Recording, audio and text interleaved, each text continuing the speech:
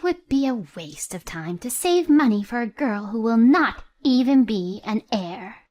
My mother-in-law and my husband did not feel bad for the fact that they went on a trip to Hawaii with the money they had withdrawn from our child's school savings account.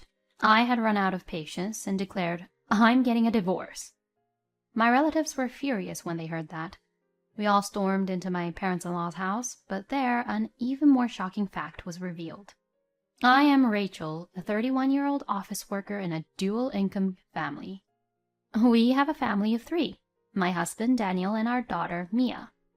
Daniel and I were high school classmates and married upon graduation from college. Mia was born during our 2nd year of marriage. Mia is now 7 years old and in the 1st grade of elementary school. My in-laws live in a neighboring state. Daniel is their 2nd son, but his brother, the eldest son, lives a few hours away. My mother-in-law said that my brother-in-law who left my parents-in-law's house was a heartless person and doted on Daniel, her 2nd son. Daniel had been neglected because he was the 2nd son, and he had been compared to the eldest son, who was superior in every way. So when the eldest son moved away from the family, his mother changed her attitude. My mother-in-law interferes in our house at every opportunity, and she has an ill attitude toward me. She does not seem to think well of the fact that our child is a girl. "Rachel, Daniel is the 2nd son, but we plan on having him become the heir of our family. So you need to have a son so that he can take Daniel's place in the future." She would say this to me constantly. She would even say this right in front of Mia. So I told her, "Please, don't say these kind of things in front of Mia." I asked my mother-in-law. "Oh, I'm sorry. It's not that Mia isn't cute. But once she gets married, she'll leave the family. This is why we need a son to keep this family alive." I couldn't get anywhere with her. Mia cried as she listened to this conversation. "Am I not needed because I'm going to get married one day? Does that mean I have to say goodbye to Mommy and Daddy when I get married?" she would ask me. "That's not true. You can still hang out with us, even once you're married. You are our little treasure." I told her that, and I hugged her tightly. I talked to Daniel about this. "My brother has left the house because his wife insisted. As the 2nd son, I have to take care of Mom, and she's right. Woman will leave someday, so I have to have a son and raise him to be a strong heir." I couldn't get through to him at all. One day, when I was worrying about such things, my mother-in-law called me with a happy look on her face. "I bought a new car, and it was delivered today. I want to show it to Daniel, so I'll drive over there today to visit him." With that said, my mother-in-law was to come to our house when Daniel came home. Daniel came home before my mother-in-law did. "Your mom told me that she bought a new car and it was delivered today," I told him. "Oh, it finally arrived. I saw it once at the car shop, and it looked really cool." "Daniel, you saw the car?" "Yes, I did. I went with her to see it. It cost quite a bit of money, but I'm glad I got the loan." "What? What do you mean?" "I was the one who bought my mom a car. I had to borrow some money, though." "Why? You didn't talk to me about this." "Well, you would have been against it if I talked to you about it." "Of course I would. We need to start saving for Mia's future." Just as we were about to argue, the doorbell rang, announcing the arrival of my mother-in-law. I guess we'll continue this later. "I can pay for it within my allowance, and it won't bother the family budget. I want to be filial to my parents, too. I apologize for taking out a loan without consulting you, so please, forgive me." I was not convinced, and we ended up talking about this issue. I thought about talking to my father-in-law about it, but when I visited my parents-in-law's house, he was mostly out of the loop. Above all, I didn't have any father-in-law's contact information, and even if I wanted to visit their house, it was impossible to know when my mother-in-law would be gone. Although the pressure from my mother-in-law to give birth to a baby boy did not change, I was spending my days peacefully without any major events. My mother-in-law visited me without notice about 2 times a month, usually on Daniel's day off. After my mother-in-law made a sarcastic remark to me, Daniel and her went out together in the evening and did not return until morning. I wondered what Daniel was doing on his day off, spending all day with my mother-in-law. I was concerned, but I was working from home on my days off to compensate for Daniel's extravagance, and I thought he was taking his mother out of the house, who was toxic to Mia as well. I let this go, thinking this was for the best. I couldn't even take a proper vacation, and I felt bad for Mia. I worked hard every day to try to make ends meet. However, just before Mia started elementary school, something shocking happened. It was one day at the end of the year, 1 week before New Year's Eve. Daniel announced that he and my mother-in-law were going on a trip to Hawaii. The timing of this announcement was such that we could not even cancel the trip with a departure date just 3 days away. I was so surprised that I raised my voice and questioned Daniel about it. "What are you thinking? You didn't even talk to me about it, and on top of that, going on a trip with just your mother?" Well, Mom's health has been getting a little worse lately, and this may be the last time we travel overseas. Mom really wants to go to Hawaii for New Year's Eve. "Why doesn't your mother and father just go themselves? Didn't you at least think of taking me and Mia with you?" No, because with my allowance, I can only afford tickets for me and my mom. Daniel's slurred answer left me with no energy to speak. We didn't speak for the rest of the day, and the next day I told him, "I'm spending the New Year's holiday at my parents' house, so you go enjoy Hawaii." I took Mia back to my parents' house. However, I was not convinced that Daniel's allowance would be enough to cover the travel expenses for the two of them. So, I decided to take various documents related to the family finances back to my parents' house and examine them. I checked the bank statements, the mortgage of the house, and my own premarital bank account, but there was nothing suspicious at all. However, there was no evidence of money being withdrawn from Daniel's account either. I thought it was unlikely, but I checked Mia's school savings account. My worst fears were correct. Daniel had canceled Mia's tuition deposit. My outrage was so severe that I decided to divorce Daniel on the spot. I explained the situation to my uncle, who is a lawyer, and has just come to my parents' house for New Year's holidays.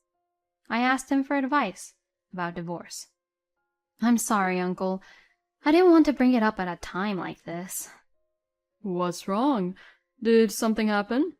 Is your husband not with you?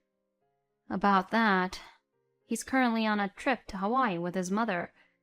He said they wanted to spend the New Year's in Hawaii together." What about you and Mia? "We were left behind. He said he could only afford 2 tickets. What the hell? He left behind you two and went on vacation with just his mother?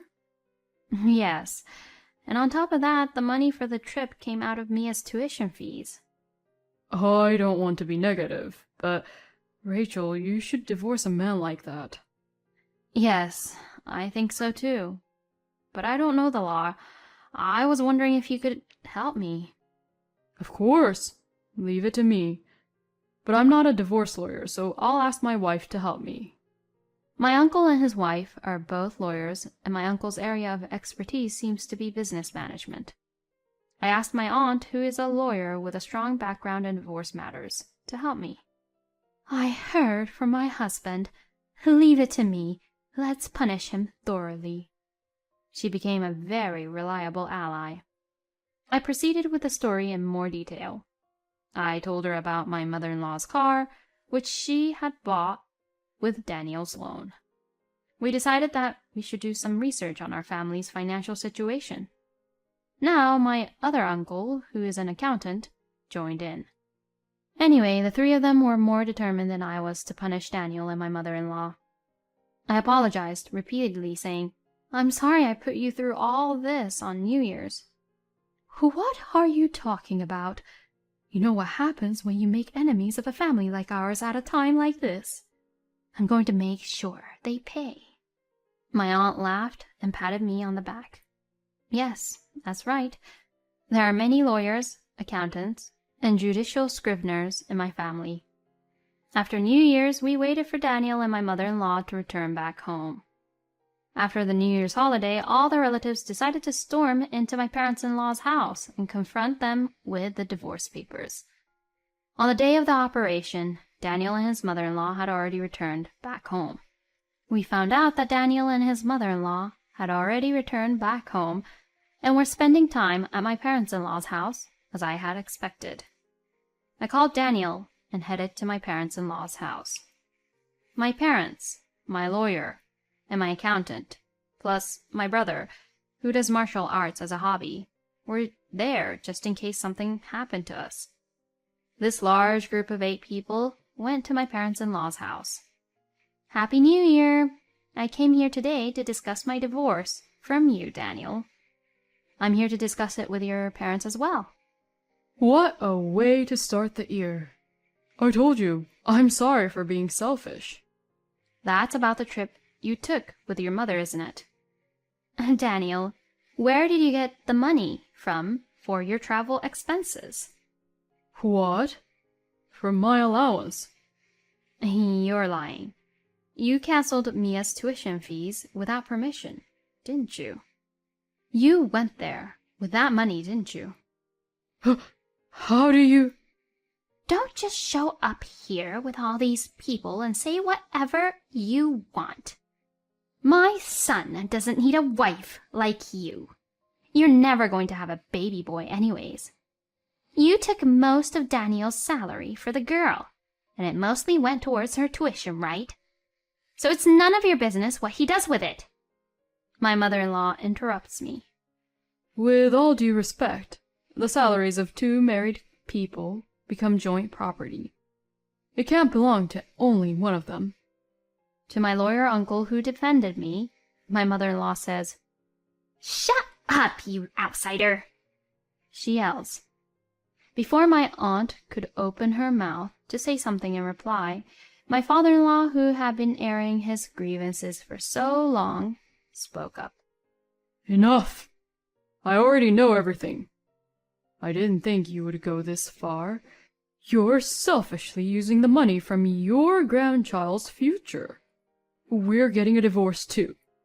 Daniel, you will inherit nothing. What? What's wrong with you all of a sudden? Yeah, honey. It's all their fault. No, it's not. They did nothing wrong. In fact, I'm really sorry for all the pain we've caused you. Saying this, my father-in-law apologized to me. Hey, honey, pull yourself together. You're the one who needs to pull yourself together. I told you, I know everything. Did you have a good time in Hawaii having fun with the younger men with all that money that was meant for our grandchild? Finally, my father-in-law shouted loudly and pulled out a few pictures from his pocket. There was my mother-in-law at the airport, arm in arm with a young man.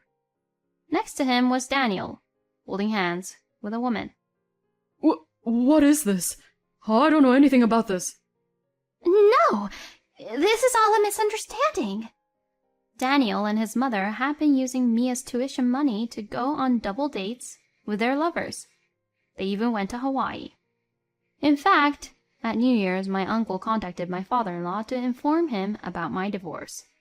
My father-in-law, upon hearing the news, apologized in tears and told us that he, too, was divorcing his wife and that he was going to liquidate his property so that he would not give it to Daniel and my mother-in-law. He told me that he wanted the property to go to his eldest son and daughter-in-law and his granddaughter, Mia. When my mother-in-law and Daniel went out together, they didn't come back until morning. They told me that they had gone out together to a bar area and then went to their favorite bars. I told my aunt and uncle about this too. They said they wanted me to take care of the formalities over there too, using various methods. I had them put it all together for me. What misunderstanding? Treating your family like this? You're insane to go on an overseas trip and leave your family alone. I'm divorcing you. And I'm disowning Daniel. Wait a minute.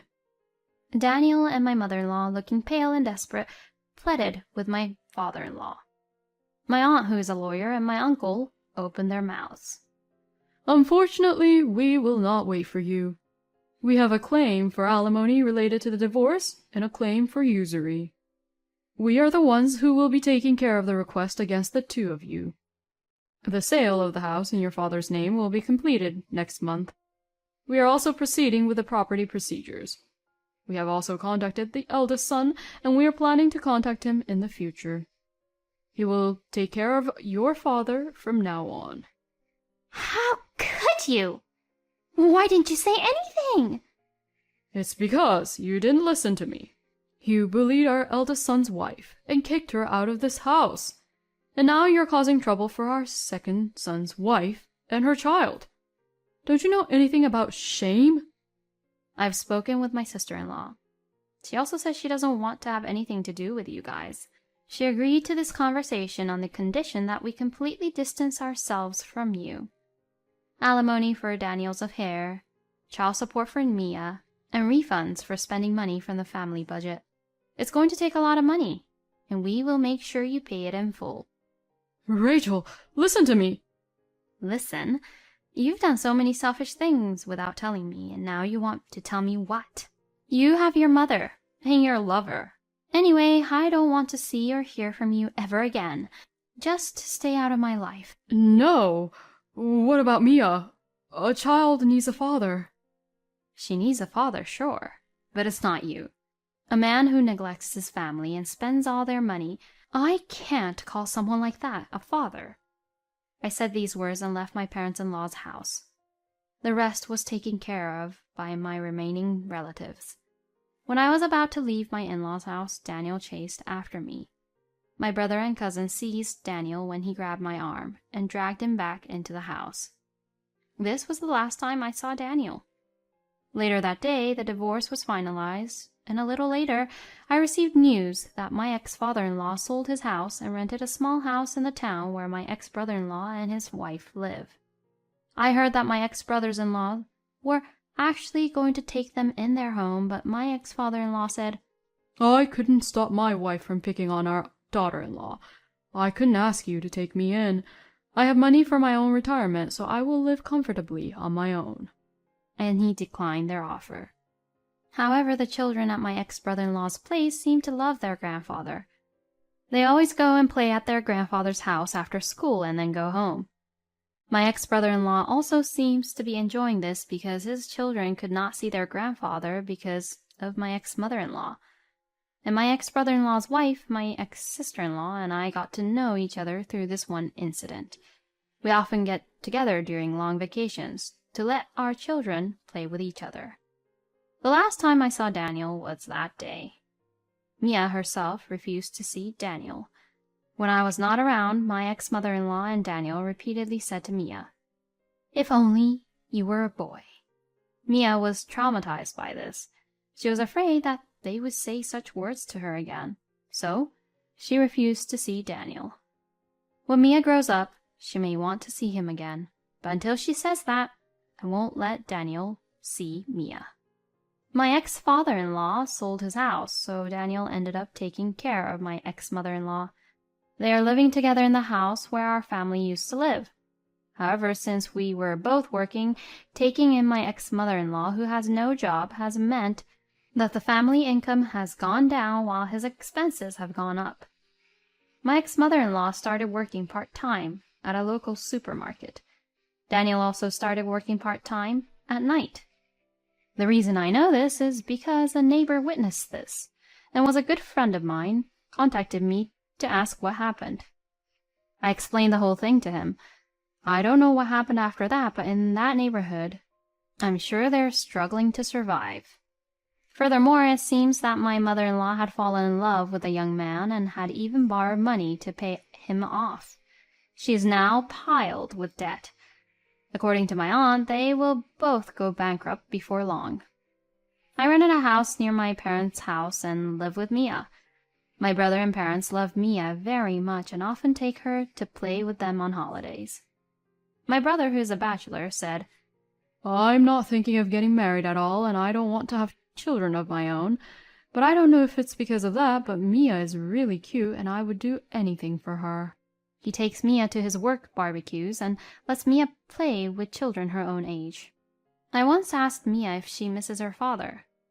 "Even though I don't see him, I don't miss him at all because I have uncles, grandparents, and grandma," she said. Of course, I think she is being nice to me even though she is a child. When I saw Mia and my brothers coming home exhausted on holidays, I was reassured that Mia will not be unhappy because of her father's absence. And recently my brother has been asking me if there is anyone good enough for me. I asked him about it, and it seems that he wanted to introduce me to a single guy who works with my brother. He seemed to take an interest in Mia at a barbecue. My brother told me, "He's a really nice guy, but he can't have kids of his own. That's why he can't get married, and he can't even be in a relationship. He liked you a lot. I can vouch for his character, and I'll take responsibility if anything happens to you." We are planning to go out for dinner next time. I still don't have the courage to take a new step forward in terms of marriage and love, but I would like to move forward with Mia in a happy new life with the support of those around me.